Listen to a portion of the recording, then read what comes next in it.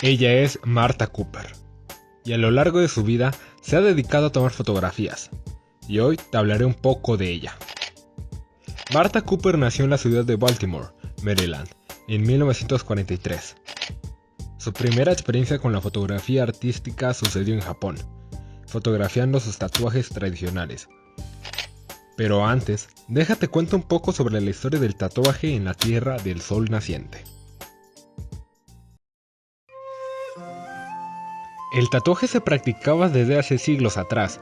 En un inicio, las mujeres japonesas que contraían matrimonio se hacían un tatuaje conocido como hajichi, que se extendía desde la punta de los dedos hasta el codo. Pero a mediados del siglo VII, el ideal de belleza cambió en el país, y esto provocó que la práctica del tatuaje fuera disminuyendo poco a poco. No fue hasta el periodo Edo que el tatuaje volvió a tomar popularidad. Empezaron a aparecer escritos donde se decía que las prostitutas y sus clientes se cortaban el dedo meñique o se grababan en el cuerpo el nombre de su amante, como muestra de amor eterno. Esta práctica se popularizó tanto entre los yakuza que llegó a servir como un método de fidelidad.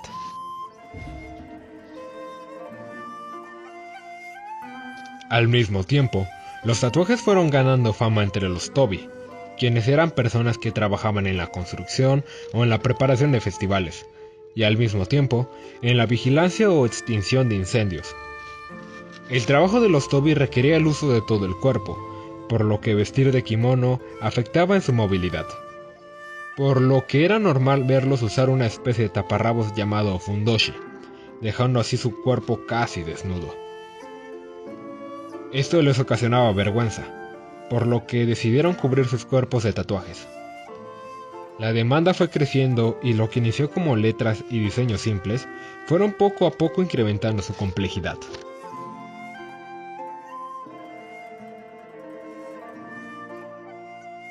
Comenzaron a llegar los primeros extranjeros a Japón, algo que no había ocurrido en los últimos 400 años.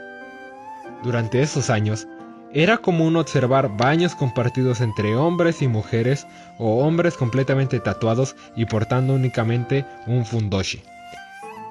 El gobierno comenzó a ver esto como un problema, ya que pensaban que los extranjeros podían ver esas prácticas como primitivas, por lo que en 1872 estableció una ley que regulaba el oficio del tatuaje y a las personas que los portaban. Y a comienzos del siglo XX se impuso en la sociedad la norma de ir completamente vestidos.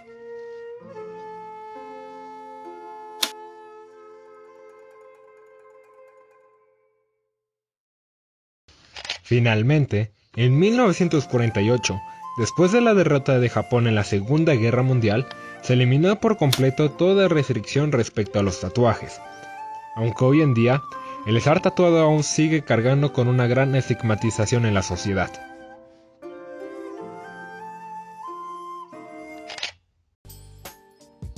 Regresando con Martha Cooper, ella se encontraba en un festival y observó a un hombre con un gran tatuaje en la espalda.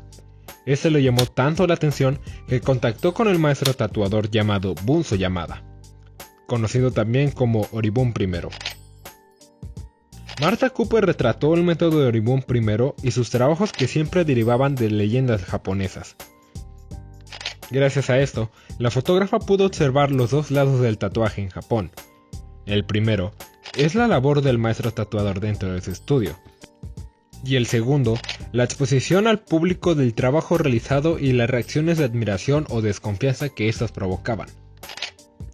Finalmente, con toda la información recopilada, publica un libro con sus fotografías titulado Tokyo Tattoo 1970.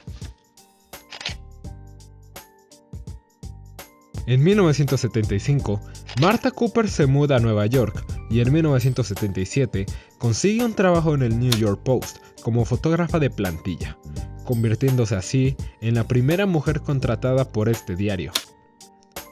Tiempo después, inició una serie de fotografías donde retrataba a los niños neoyorquinos divirtiéndose con lo que se encontraba en las calles, y durante ese tiempo, conoció a Edwin Serrano. Uno de ellos, Edwin Serrano, al que ya había retratado junto a su paloma, Me mostró su cuaderno y me explicó que estaba practicando para dibujar su apodo, HE3, en una pared. Ahí me di cuenta de que aquellos chicos diseñaban antes de lo que iban a pintar. HE3 le ofreció a Martha Cooper presentarle al rey de la ciudad, llamado Dundee White.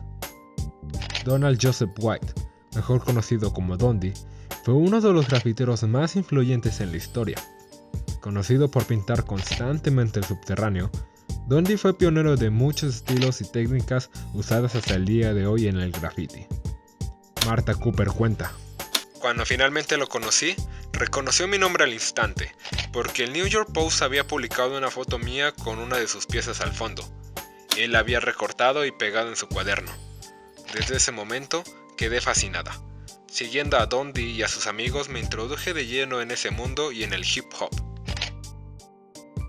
Desde ese encuentro, Martha Cooper mantendría una relación cercana con la escena del graffiti en New York, acompañando a los chicos en sus pintas para fotografiarlos o documentar sus trabajos. El gusto por fotografiar los vagones del subterráneo llegó a tal punto que en el año de 1980, Martha Cooper dejó su trabajo en el New York Post para tener más tiempo de documentar la escena del graffiti y el hip hop a través de su cámara. En ese mismo año, Martha Cooper conoció a Henry Chalfant, otra persona que al igual que ella, tomaba fotografías de los vagones del metro pintados. 2 años después, Martha Cooper y Henry Chalfant decidieron hacer un libro juntos que recopilara sus fotografías de los grafitis en los vagones. Pero no fue hasta el año de 1984 que pudieron sacar la primera edición con 5,000 copias de la Biblia del graffiti, The Subway Art.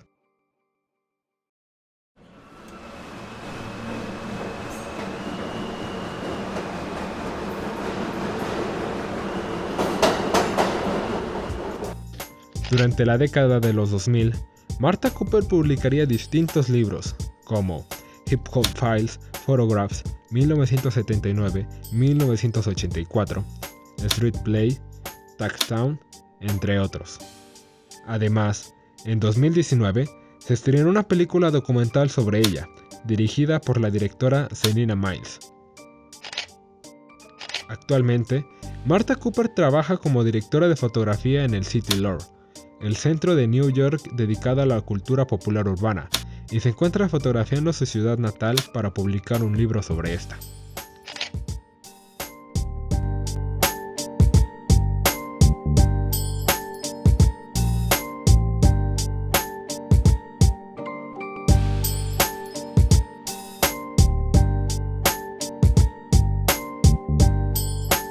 ¡A huevo!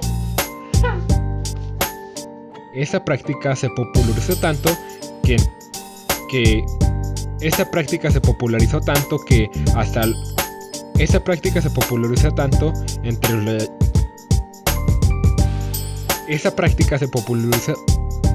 Cooper inició una serie de fotografías. Tiempo después, Esta práctica se popularizó tanto entre los yakuza